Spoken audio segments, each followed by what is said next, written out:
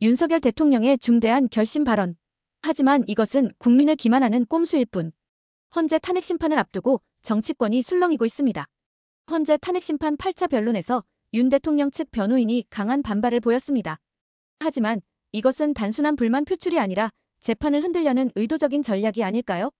윤갑근 변호사는 헌재가 이미 결론을 정해놓고 재판을 진행하고 있다며 이런 식이라면 변호인단은 중대한 결심을 할 수밖에 없다. 라고 말했는데요. 지금과 같은 심리가 계속된다면 대리인단은 중대한 결심을 할 수밖에 없다는 점을 말씀드립니다. 그런데 정치권에서는 이 발언을 두고 윤석열 대통령이 자진 하야를 염두에 두고 있다는 소문이 퍼졌습니다. 보수 논객 조갑재 대표는 YTN 라디오에서 윤 대통령이 전격하야 성명을 발표할 가능성이 있다고 주장했는데요. 윤석열 대통령이 만약 어떤 계산을 할지 모르지만 전격 하야 성명을 발표할 가능성, 어떻게 보면 그 선택이 정치적으로는 올바를지도 모르죠. 그 이유는 예상하는 거는 8대 0으로 판명 결정이 나올 것이라는 예상이 거의 지배적입니다. 전문가들 사이에서는. 네. 그러나 이것이 정말로 정치적 희생일까요?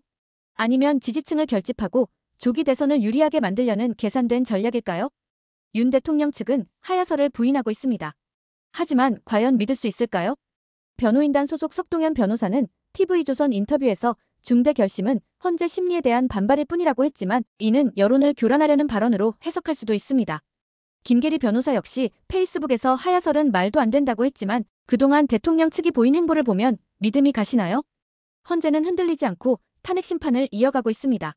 헌재는 18일 9차 변론, 20일 10차 변론을 진행할 계획입니다. 윤 대통령이 신청한 일부 증인만 채택된 상황에서 진실은 밝혀질 것입니다.